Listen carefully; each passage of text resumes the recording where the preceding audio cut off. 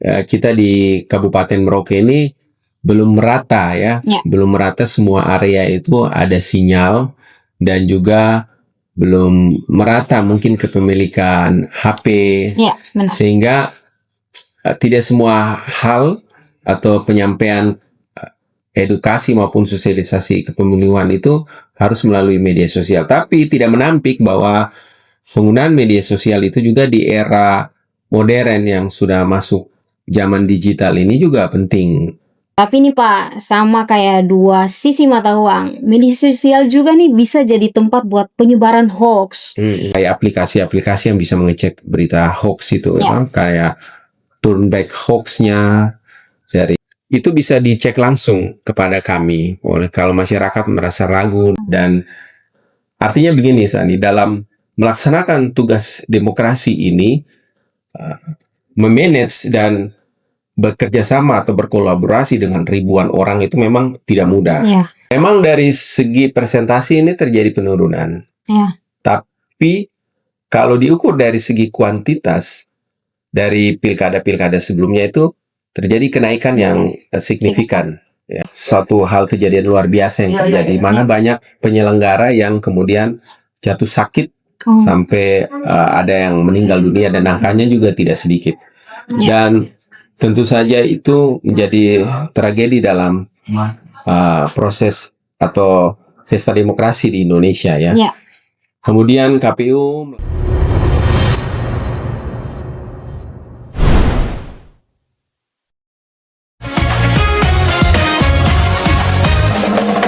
langsung, umum, bebas, rahasia, jujur dan adil kita jaga bersama. Dari Merauke untuk Nusantara, podcast KPU Merauke, suara demokrasi kita. Halo teman pemilih, selamat datang di podcast KPU Kabupaten Merauke. Terima kasih teman pemilih di mana saja berada yang masih setia bergabung. Jangan lupa like, komen, dan subscribe hanya di kanal YouTube KPU Kabupaten Merauke. Nah, sebelumnya perkenalkan, saya Sani sebagai host pada podcast episode hari ini.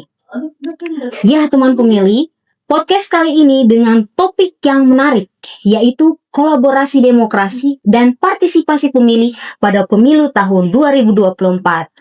Nah, dengan topik yang menarik ini, tentunya akan dibahas oleh narasumber yang luar biasa, yang kita tidak asing lagi bagi teman pemilih, yaitu Bapak Yanderson Victor Bilik, atau sering yang kami sapa Bapak Victor. Apa kabar Bapak? Baik, puji Tuhan. Wah, luar biasa ya, Bapak baik-baik saja. For your information, Pak Victor ini merupakan anggota KPU Kabupaten Merauke yang membidangi divisi sosialisasi, pendidikan pemilih, partisipasi masyarakat, dan sumber daya manusia.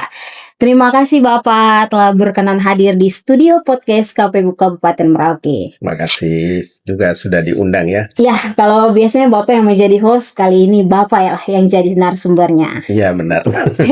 Rasanya agak gimana gitu, tapi ya luar biasa. Iya. Nah Pak Victor, ini untuk mengawali topik kita di episode kali ini, bagaimana sih perasaannya Bapak setelah selesai semua proses tahapan dari pemilu hingga pilkada tahun 2024? Ya, yang pertama-tama saya menyapa teman pemilih di mana saja berada, secara khusus yang ada di Kabupaten Merauke. Kembali ke pertanyaan tadi yang sudah disampaikan oleh adik Sani.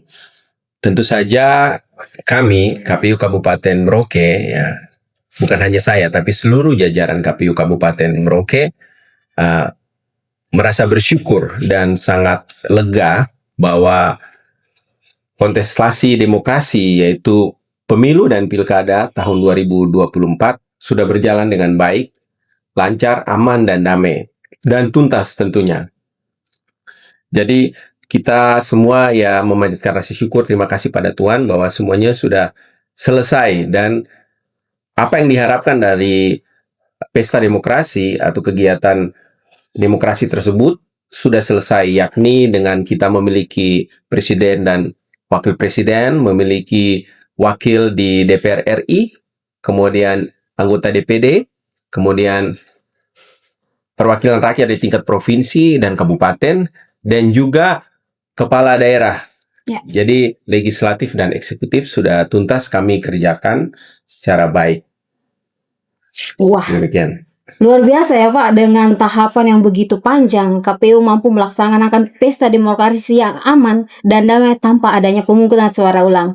Ini nih yang menandakan adanya kolaborasi yang baik antara semua pihak demi suksesnya Pilkada dan Pemilu tahun 2024. Nah, teman pemilih, merujuk pada topik kita di episode kali ini, kolaborasi dan partisipasi itu tidak cuma berjalan pas hari pemilu saja.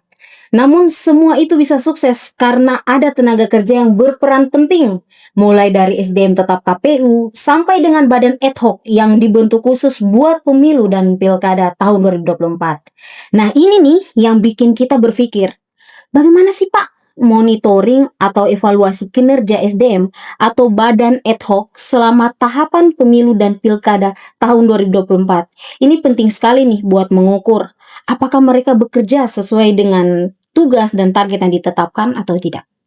Iya, Adik Sani. Jadi dalam proses demokrasi atau tahapan demokrasi yang berjalan, baik pemilu maupun pilkada di tahun 2024, tentu saja KPU dan Bawaslu, kami sebagai pihak penyelenggara, itu berkolaborasi dengan berbagai pihak. Ya, berbagai pihak itu baik Pemda, TNI Polri, kemudian elemen masyarakat yang ada di seluruh lapisan masyarakat. Nah, bicara menyangkut SDM, tentu saja pekerjaan besar negara ini atau tugas negara ini kami kerjakan tidak sendirian. Bukan hanya institusi yang ada di kantor KPU saja, tapi sebagaimana tadi sudah disebutkan ada badan ad hoc juga. Badan ad hoc pun berjenjang ya, dari tingkat distrik, kampung dan kelurahan sampai ke tingkat RT RW, yaitu KPPS. Nah, dari 22 distrik yang ada di Kabupaten Merauke, 190 kampung, dan pada pemilu kemarin ada 774 TPS. Itu kami punya sekitar 7.646 orang yang mengerjakan pemilu. Ya, pemilu di awal tahun 2024. Nah, dan juga waktu pilkada itu ada sekitar 4.900-an sekian. Orang-orang yang mengerjakan ajang demokrasi ini. Dari tingkatan distrik, kelurahan kampung, maupun sampai tingkat RT RW. Dengan jumlah TPS yang begitu banyak yang menyebar di seluruh wilayah Kabupaten Merauke. Ya, meskipun dibandingkan dengan pemilu, jumlah TPS-nya lebih sedikit di pilkada, yaitu hanya 514 TPS saja. Tapi itu kan juga selain KPPS-nya, ada Linmas-nya juga. Dan artinya begini, Sani, dalam melaksanakan tugas demokrasi ini, memanage dan bekerja sama atau berkolaborasi dengan ribuan orang itu memang tidak mudah. Pasti ada saja hal-hal atau kendala-kendala yang dialami, itu sudah pasti ya.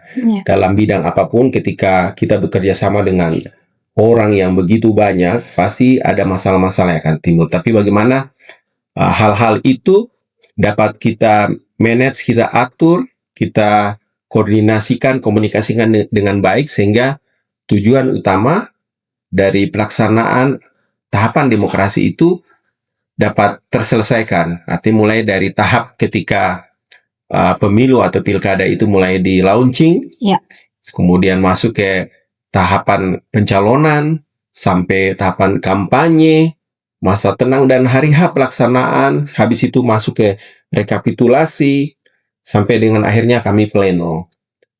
Itu bisa berjalan dengan baik, karena kita tahu saja bahwa ribuan orang di dalam badan ad hoc itu sendiri pun punya masa kerja yang tidak panjang. Ya, sebagaimana di PPD dan PPS itu hanya 6 bulan, kemudian KPPS itu hanya sebulan. Tapi ya syukur alhamdulillah, puji Tuhan ya, bahwa ini semua bisa kita kolaborasikan dengan baik. Dan selain itu kan ada pihak-pihak lain yang membantu dan mendukung itu. Dari Pemda, Pemda pun mulai dari jajaran tingkat kabupaten pusat sampai distrik-distrik, kampung.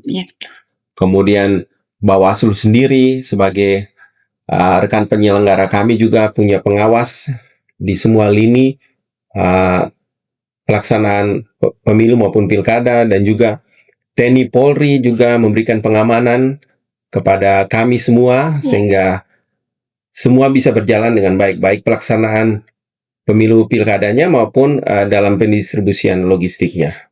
Demikian, San.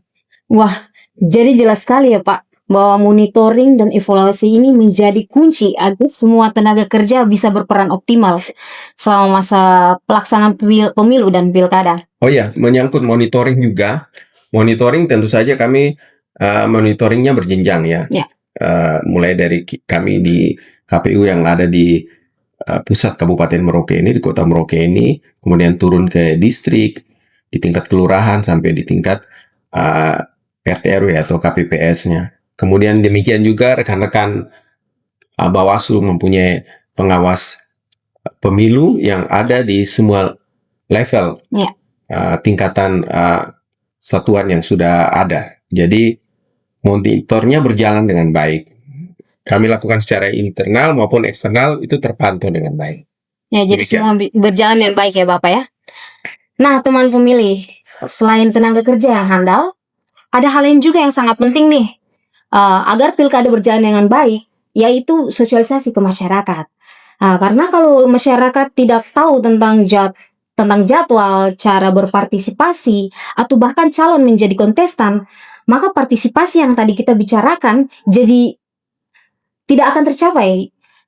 Begini Pak Victor, bagaimana sih metode sosialisasi yang diterapkan KPU Kabupaten Merauke dalam pemilu pilkada tahun 2024? Ya, menyangkut metode sosialisasi, tentu saja kami melakukan sosialisasi secara masif ya, dan menyasar kelompok sasaran. Sebagaimana kami di PKPU 9 tahun 2022 itu ada beberapa kelompok sasaran, baik itu organisasi kemasyarakatan, kemudian pemilih pemula, pemilih kayak kaum perempuan, kemudian organisasi keagamaan, semua kita masuk.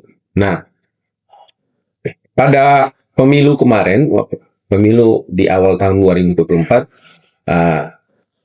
yang seingat saya kami ada melaksanakan sekitar 4-5 kali sosialisasi ya. Itu langsung dengan sistem luring ya, langsung dalam ruangan, kemudian menghadirkan peserta-peserta dari berbagai kalangan. Itu ada tokoh masyarakat, tokoh agama ya. Kemudian juga kami menyasar pemilih pemula, waktu itu dengan nobar, nonton bareng ya.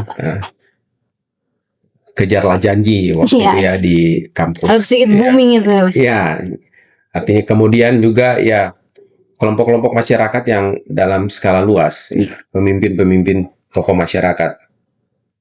Kemudian yang lebih masif lagi kami lakukan pada saat pelaksanaan pilkada. Pilkada, benar. Dalam catatan kami ada melaksanakan 15 kegiatan sosialisasi ya. Baik itu mulai dari launching sendiri, dan kami kemudian ada kegiatan yang melibatkan masyarakat secara massal ya. Dalam ada pilkada festival, di dalamnya ada color run, fun bike, dan juga jalan santai. Kemudian ada sosialisasi langsung kepada kelompok-kelompok sasaran, sebagaimana tadi ada kepada kaum perempuan, kepada pemuda mahasiswa, kepada pemilih pemula atau pelajar dalam hal ini. Kemudian tokoh agama sendiri juga kami bikin ya. Dan langsung kami lakukan sosialisasi secara langsung di gedung yang ditentukan, dan menghadirkan tokoh-tokoh masyarakat atau peserta itu sampai bisa 100-an orang lebih ya.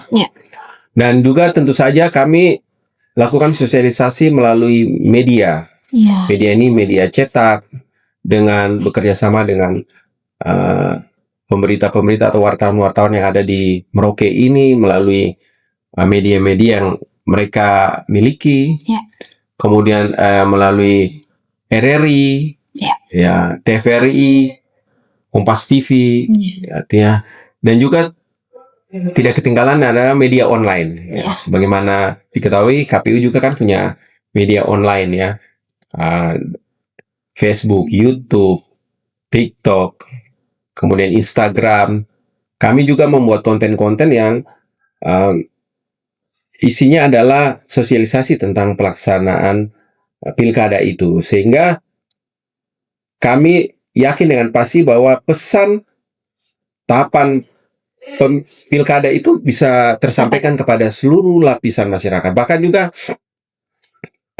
kegiatan sosialisasi kami dilakukan di tingkat distrik oleh PPD kami atau Panitia Pemilihan Distrik, dan itu 2 kali mengundang tokoh-tokoh masyarakat yang ada di distrik tersebut. Ya, tentu saja tokoh masyarakat di distrik itu berasal juga dari kampung-kampung, sehingga pesan tahapan ajang demokrasi pilkada itu betul-betul tersampaikan.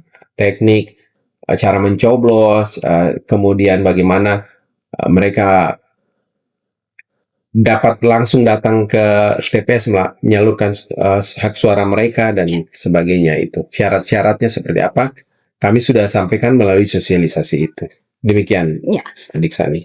Wah, ternyata metode sosialisasi yang diterapkan ini cukup beragam ya, Pak. Iya. Mulai dari luring sampai daring demi menjangkau berbagai kalangan masyarakat kita ya, agar mengetahui tentang pemilu dan pilkada yang diselenggarakan. Nah, ini yang bikin kita penasaran. Setelah adanya sosialisasi yang begitu banyak, apakah hal ini berdampak pada tingkat partisipasi masyarakat? Karena pada awalnya kita juga bicarakan tentang pentingnya partisipasi dalam demokrasi. Nah, untuk itu bagaimana sih Pak potret partisipasi masyarakat pada pemilu dan pilkada tahun 2024? Apakah ada peningkatan dibandingkan periode sebelumnya, ataukah dia mengalami penurunan, Pak? Iya, menyangkut partisipasi masyarakat ini. Dalam pemilu 2024 itu tingkat partisipasi masyarakat kita itu ada di 77,60%. Jadi kisaran itu. Ada yang 77,61, 62 dan sebagainya. 77,60%. Nah, ini memang kalau dibandingkan dengan pemilu-pemilu sebelumnya itu memang ada kenaikan. Ya, ada kenaikan. Dan jumlah pemilih kita di pemilu itu kan 162.942 pemilih. Jadi 77% dari tingkatan jumlah pemilih kita. Artinya orang yang datang itu untuk memilih dan menyalurkan hak suaranya. Kemudian pada pilkada itu memang terjadi penurunan, ya, dengan jumlah DPT kita yang naik ya dari 162.000 menjadi 168.107 pemilih. Kemudian kisaran jumlah partisipasi pemilih itu ada di angka 70,60%, ya, 69%, 70,69%. Memang dari segi persentase ini terjadi penurunan. Tapi kalau diukur dari segi kuantitas dari pilkada-pilkada sebelumnya itu terjadi kenaikan yang signifikan, ya, karena ada 11.000 sekian penambahan jumlah pemilih yang betul-betul datang dan berpartisipasi. Memang ini tidak bisa disangkal bahwa ini adalah fenomena nasional, bukan hanya di Merauke.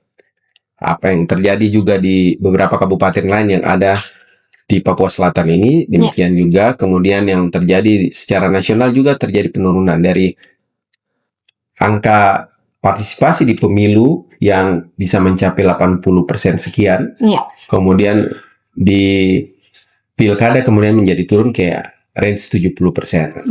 Nah, ini memang tidak dipungkiri ada beberapa kendala teknis yang terjadi di lapangan.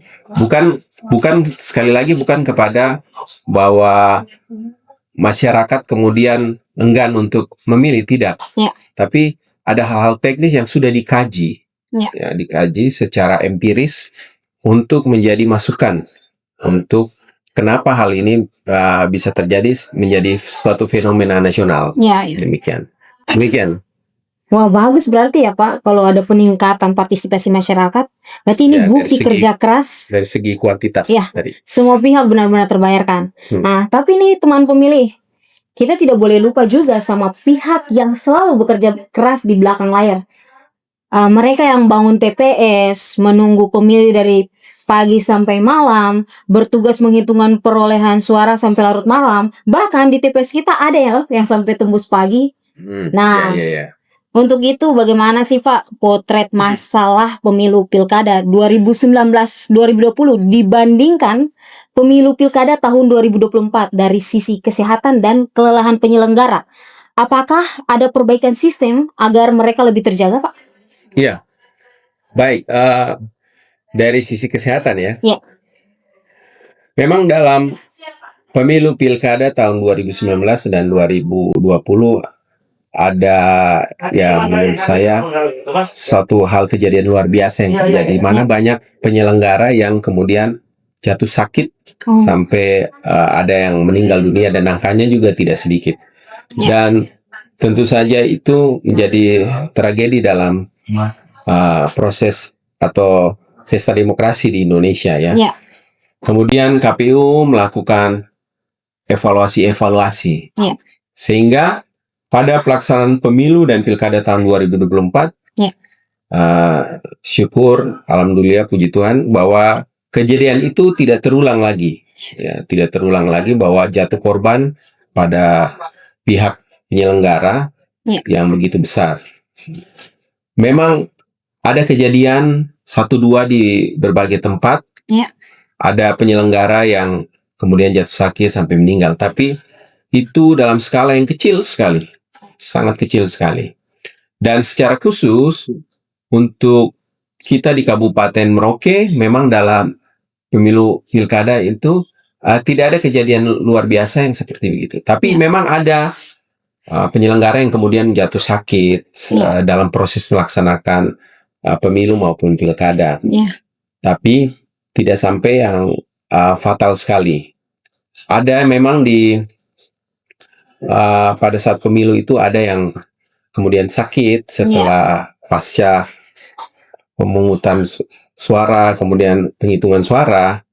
Tapi itu dalam rentang waktu masa tugas mereka. Demikian juga di pilkada. Artinya sebagaimana masa kerja Badan Ad Hoc itu kan PP dan PPS itu 6 bulan, kemudian seperti KPPS itu 1 bulan. Nah, mereka sakit itu bisa lewat berapa hari setelah pelaksanaan pemungutan dan penghitungan suara itu. Dan itu dalam pemilu kemarin yang sakit maupun ada sempat ya PPD kami 1 orang yang kecelakaan juga, itu mendapat santunan dari KPU. KPU, dan mereka sudah mendapat santunan dan bantuan dan perawatan, dan mereka sudah sembuh dan mereka bersyukur mendapat santunan. Kemudian pada saat pilkada ada berapa yang sakit tapi dalam penanganan BPJS Kesehatan. Dan ada, kalau nggak salah ingat, sekitar 2 kejadian, ada yang kecelakaan, kemudian 1 ya hanya berobat jalan, tapi kemudian kita bekerja sama dengan BPJS Tenaga Kerja dan diberikan santunan kecelakaan. Dan 1 ada yang meninggal dunia karena kecelakaan juga, dan itu juga sudah mendapat santunan. Ada 2, 1 sakit, 1 karena kecelakaan. Dan sudah diberikan santunan kepada keluarga ahli waris dari rekan-rekan kita di Badan Ad Hoc tersebut. Nah, jadi memang ini kejadiannya rentangnya dalam masa tugas mereka, bukan karena pada hari H begitu. Kemudian mereka sakit dan kolaps dan kemudian sampai dirawat ataupun fatal seperti bukan. Tapi dalam masa tugas mereka, artinya kejadiannya sudah lewat 2 minggu, 3 minggu setelah pemungutan dan penghitungan suara, sehingga kita bersyukur bahwa ya kita tidak minta-minta, tapi setelah kejadian itu ini kan hal yang kita tidak, artinya kita tidak menginginkan tapi terjadi, tapi kita bersyukur secara umum dalam sistem pemilu yang kali ini semua badan ad hoc kita bisa terjaga kesehatannya. Artinya meskipun tadi pada saat pemilu Adik Sani sampaikan bahwa proses penghitungan suara itu sampai berjalan pagi sampai menembus pagi, itu memang syukurnya memang banyak, ada beberapa yang sakit ya dibandingkan dengan pilkada, tapi syukurnya semuanya bisa teratasi, tidak sampai bunyi puluhan orang, tidak, itu belasan kalau nggak salah, ingat saya ada yang sakit itu, tapi kita syukur mereka sakit yang tidak berat banget ya, kecuali yang kecelakaan tadi ada yang patah tulang karena dia memantau pembangunan TPS di kampung-kampung memakai kendaraan dan sudah gelap, sehingga kemudian karena penguasaan kendaraannya sehingga dia terjatuh dan mengalami cedera. Itu satu orang saja di pemilu tadi. Tapi secara umum semuanya badan ad hoc kita terjaga kesehatannya. Artinya sistem pemilu yang kali ini bisa lebih meredus ya dari kejadian yang terjadi di tahun 2019 atau 2020. Ya. Wah, mantap nih kalau ada perbaikan dalam menjaga kesehatan penyelenggara. Memang mereka berhak yang mendapat perhatian lebih, karena apapun yang terjadi, mereka lah yang garda terdepan KPU di lapangan. Nah, sebelumnya kan kita juga bicarakan tentang metode sosialisasi yang beragam. Salah satu yang semakin penting sekarang ini adalah media sosial. Nah, semua orang hampir pasti punya akun sosial media, entah itu YouTube, Instagram, Facebook, bahkan TikTok yang sekarang lagi booming-boomingnya nih. Nah, menurut Bapak nih, seberapa besar sih peran media sosial dalam sosialisasi pemilu pilkada tahun 2024? Apakah dia jadi alat utama atau hanya cuma alat pendukung? Iya, kalau menurut saya peran media sosial itu penting, tapi bukan berarti yang utama ya. Karena dalam sosialisasi ataupun edukasi kepemiluan itu kita bisa lakukan dengan berbagai cara, dan secara khusus kan kita di Kabupaten Merauke ini belum merata belum merata semua area itu ada sinyal, dan juga belum merata mungkin kepemilikan HP, sehingga tidak semua hal atau penyampaian edukasi maupun sosialisasi kepemiluan itu harus melalui media sosial. Tapi tidak menampik bahwa penggunaan media sosial itu juga di era modern yang sudah masuk zaman digital ini juga penting. Oleh karena itu makanya sebagaimana tadi saya sampaikan di awal bahwa KPU Kabupaten Merauke ini juga melakukan sosialisasi dan edukasi melalui media sosial, dan juga tahapan-tahapan kami itu kami lakukan lewat media sosial. Sebagaimana diketahui bahwa dalam pemilu pilkada itu pleno-pleno tingkat kabupaten itu kami lakukan secara live streaming. Jadi masyarakat bisa mengikuti real time saat itu. Jadi peran media ini memang penting, dan juga peran media cetak, media digital lainnya, media massa lainnya seperti Radio Republik Indonesia, TVRI, itu kan masih mempunyai masyarakat yang menonton atau mendengar siaran-siaran mereka, kemudian yang membaca berita-berita, kemudian langsung melalui aparat-aparat pemerintahan. Makanya tadi kami kalau kolaborasi juga dengan Pemda di tingkat distrik, di tingkat kampung, karena seringkali mereka yang dekat dengan masyarakat mereka biasa kumpul dengan masyarakat, mereka bisa sampaikan secara langsung dalam pertemuan-pertemuan di tingkat kelurahan maupun kampung, sehingga artinya tetap media penting, tapi semua cara dan upaya kami lakukan dengan berbagai cara supaya pesan kepemiluan ini tersampaikan. Ya. Jadi media sosial ini sangat berperan penting juga ya Pak dalam sosialisasi pemilu dan pilkada tahun 2024. Ya, penting juga. Tapi nih Pak, sama kayak dua sisi mata uang, media sosial juga nih bisa jadi tempat buat penyebaran hoax, disinformasi, atau misinformasi. Ini yang bikin kita berpikir, biar ada sosialisasi via media sosial, kalau masyarakat tidak punya kemampuan buat memilah informasi yang benar dan salah, itu juga tidak ada guna. Apalagi yang kita ketahui bahwa di era digitalisasi sekarang ini, dengan dukungan teknologi AI, bisa menyerupai keadaan asli. Nah, sehingga bagaimana pandangan Bapak nih tentang literasi digital pada pemilu dan pilkada dalam menghadapi dan menangkal hoax, disinformasi, dan misinformasi jika terjadi berkaitan dengan penyelenggara pemilu dan pilkada?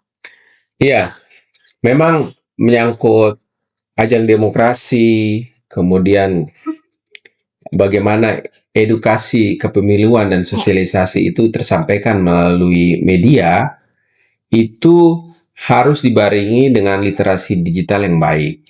Ya, kita tidak mengesampingkan atau menampik bahwa di zaman ini di tengah arus informasi yang begitu deras itu, tentu saja ada beberapa berita-berita yang palsu, fake, hoax, yang tujuannya memang membuat kacau, sehingga terjadi misinformasi atau disinformasi, berita-berita yang dilebih-lebihkan atau dikurang-kurangi, sehingga ya dengan maksud mencari keuntungan atau menciptakan suatu kondisi yang tidak kondusif ya. Nah, memang literasi digital ini perlu untuk terus dipupuk atau dibangun, karena Adisani tahu bahwa hikmat dan pengertian yang baik dari masyarakat itu diperlukan dalam mengantisipasi atau mencegah itu tadi misinformasi, disinformasi, berita hoax ya. Nah, kejelian untuk melihat suatu berita itu apakah benar beritanya seperti ini, kemudian melakukan cross check dan sebagainya. Itu kan memang perlu sedikit upaya ya, karena ketika ada satu gambar dengan tulisan-tulisan tertentu, apakah masyarakat kemudian mau melakukan pengecekan, konfirmasi atau klarifikasi dulu pada berbagai pihak. Itu kan memang kadang sedikit capek, sedikit harus makan waktu, perlu upaya juga. Nah, makanya itu kan pemerintah kan juga mengeluarkan aplikasi-aplikasi untuk mengecek berita hoax di masyarakat ya. Kalau tadi Adisani sampaikan bahwa dengan teknologi AI semua bisa dibikin kayak nampak nyata dan natural. Nah, ya tadi kan di pemerintah atau yang saya tahu secara umum itu kan ada kayak aplikasi-aplikasi yang bisa mengecek berita hoax itu, kayak turn back hoax-nya dari Kemenko Info yang digital itu, kemudian ada cek sumber ID, kemudian ada Snopes, fact check org atau hoax slayer, aduan konten go ID. Artinya ini instrumen-instrumen yang bisa dipakai untuk mengecek suatu berita itu. Jadi kalau ada video atau gambar hoax, apalagi menyangkut kepemiluan, itu bisa di cross check ke situ. Apalagi kalau sumber resmi ataupun sumber otentik dari sebuah berita menyangkut demokrasi atau kepemiluan kan bisa dicek di kami di KPU, KPU ataupun Bawaslu, sehingga ya itu bisa dicek langsung kepada kami. Oleh kalau masyarakat merasa ragu dan tahu ada foto, video atau gambar yang meragukan, itu bisa dicek langsung ke kami, ke pihak-pihak yang berkaitan dengan kepemiluan atau pilkada ataupun ajang demokrasi tersebut, sehingga bahwa untuk lebih tahu tentang pemilu yang dilaksanakan di tahun 2024 bisa dibaca atau dipelajari pada buku Indeks Partisipasi Pemilu tahun 2024 yang diproduksi atau dibuat oleh KPU RI. Ya, itu bukunya bisa ada buku langsung dan juga ada buku digitalnya. Jadi bisa di-download dan dibaca-baca.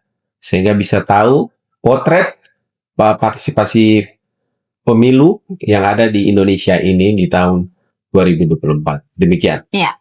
Adisani. Wah, penjelasannya nih sangat penting sekali ya, sahabat pemilu. Jadi lebih cermat ya dalam menerima informasi. Nah, setelah kita bahas banyak hal serius mulai dari kolaborasi, partisipasi, sampai dengan menangkal hoax, sekarang kita mau bicara yang lebih menyenangkan sedikit nih, Pak. Oke. Dalam pelaksanaan pemilu dan pilkada nih pasti sangat panjang dan padat ya, Pak. Ya. Ada momen-momen yang tak terduga. Nah, mau tanya nih sama Pak Victor, apakah ada hal atau kejadian unik atau menarik yang Bapak alami dalam pelaksanaan pemilu dan pilkada 2024? Ya, tentu saja ada hal unik dan menarik ya. Bagi saya unik dan menarik karena begini. Ini adalah periode pertama saya untuk menjabat sebagai komisioner KPU di Kabupaten Merauke sejak 2023. Nah, jadi semua event-event sosialisasi, event-event tahapan pemilu dan pilkada ini memang pertama bagi saya. Dan juga ini menjadi menarik.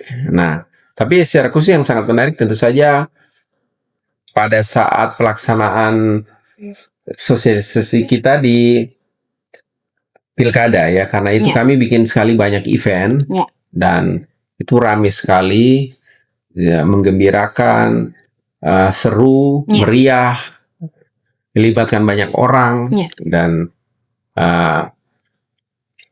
jadi itu sangat menarik bagi saya, ramai. Ada juga event seni seperti lomba dance pilkada. Kemudian ada juga event olahraga ya, kompetisi futsal yang melibatkan banyak orang dan itu cukup ramai.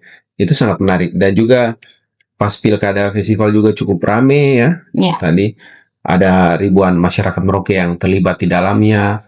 Kemudian meriah sekali di situ. Itu ada yang menarik bagi saya, menurut saya. Kemudian yang mengharukan tentu saja ada momen-momen seperti ketika saya mendampingi BPJS Tenaga Kerja memberikan santunan kematian bagi ahli waris dari rekan kita di badan ad hoc yang meninggal ya.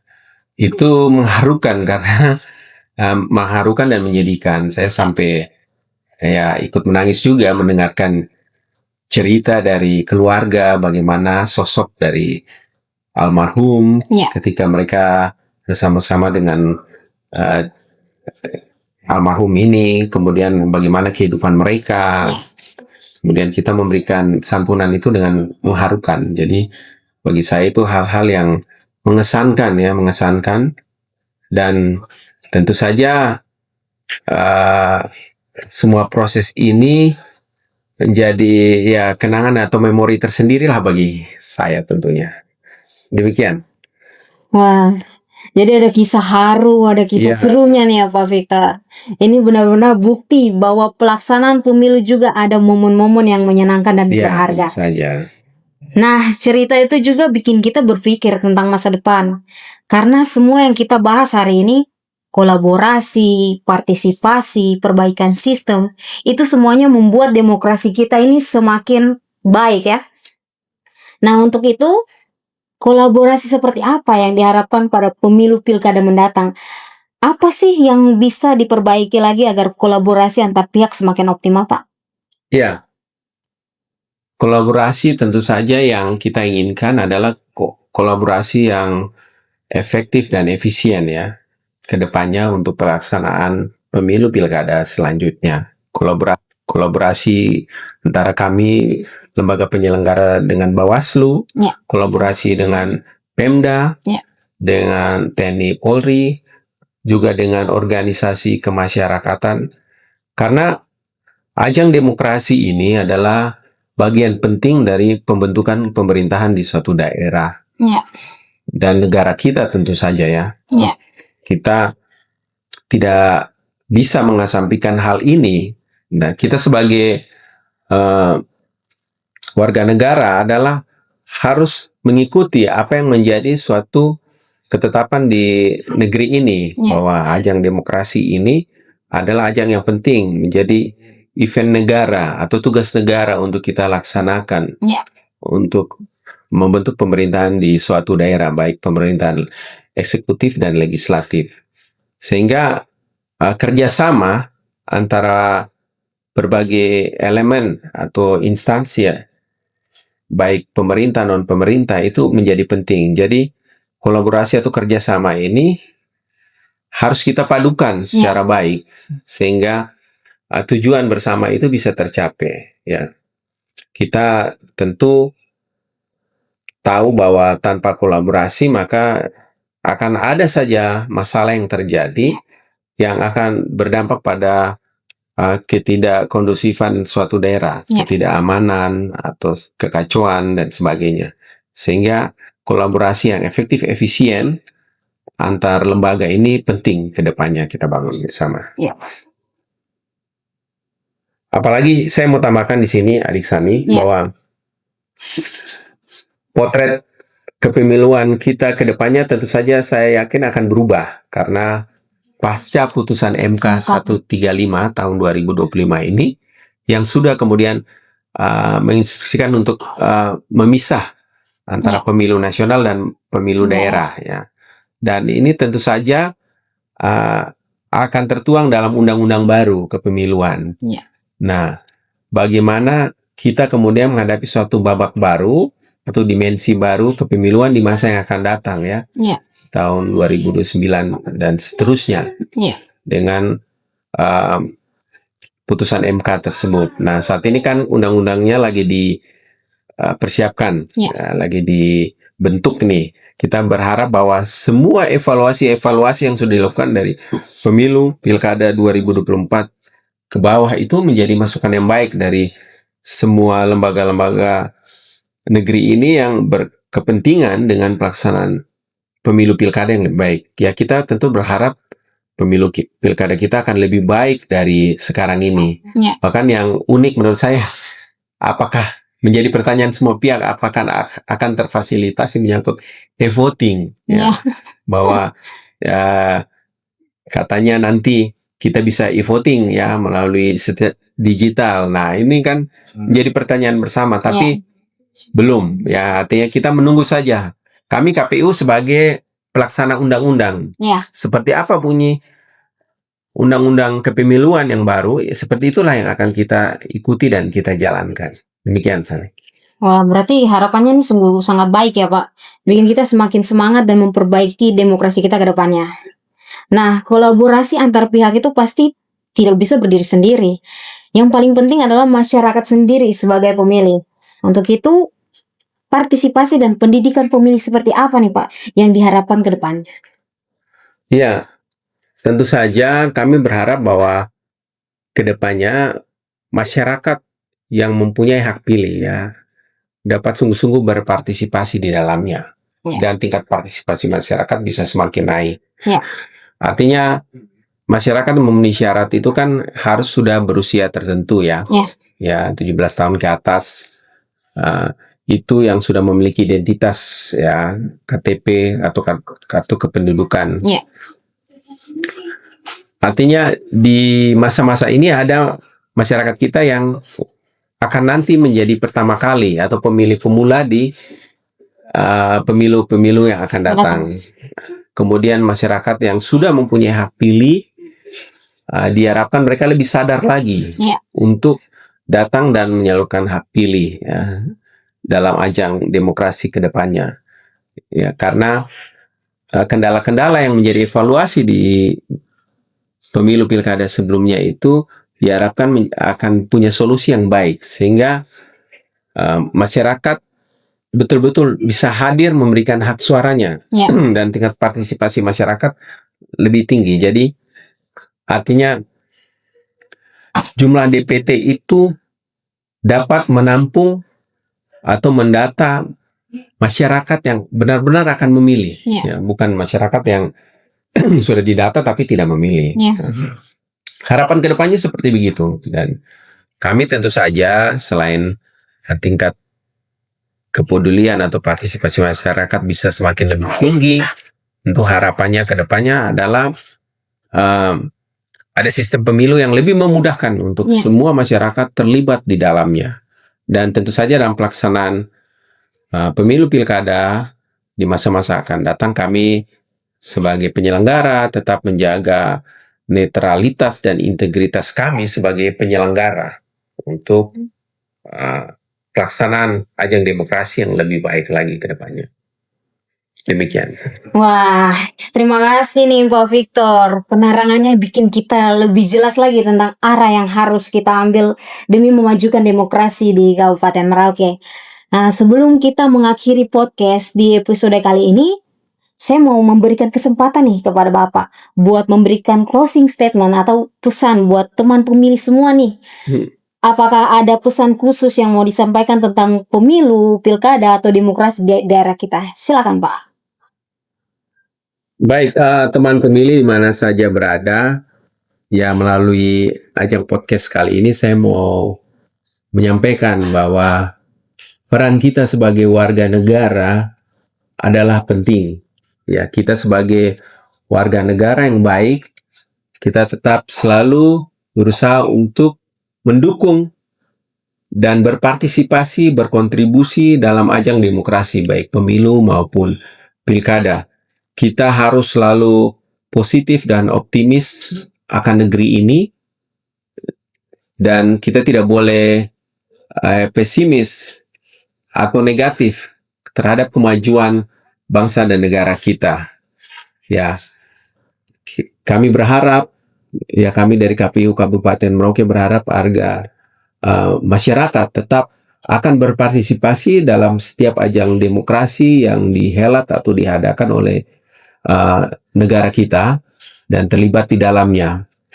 Bisa terlibat sebagai pemilih, bisa terlibat sebagai peserta pemilu atau pilkada, ataupun juga terlibat sebagai penyelenggara, yakni badan ad hoc. Nah, pesan saya tentu saja kita harus memulai dari diri kita sendiri ya. Kalau bukan kita, siapa lagi? Kalau bukan sekarang, kapan lagi ya? Ada satu pepatah Latin yang mengatakan in omnia paratus, artinya siap untuk segalanya. Demikian, sukses untuk kita semua. Wah, cakep sekali. Nah, teman pemilih, itu dia pembahasan kita di episode kali ini tentang kolaborasi dan partisipasi yang menjadi jantung dari pemilu dan pilkada tahun 2024. Pemilu 2024 bukan hanya berakhir pada hari pemungutan suara, melainkan menjadi titik balik, titik awal untuk terus memperkuat demokrasi kita. Mari kita mempertahankan semangat ini, terus meningkatkan literasi politik, dan tetap berkolaborasi dalam membangun negeri yang lebih adil dan sejahtera. Terima kasih teman pemilih telah menyempatkan waktu untuk mendengarkan podcast episode kali ini. Jangan lupa follow, like, komen di akun sosial KPU Kabupaten Merauke agar dapat menyaksikan konten-konten menarik lainnya. Salam dari kami, KPU melayani. Isakot BKI, Isakot Kai. Satu hati, satu tujuan.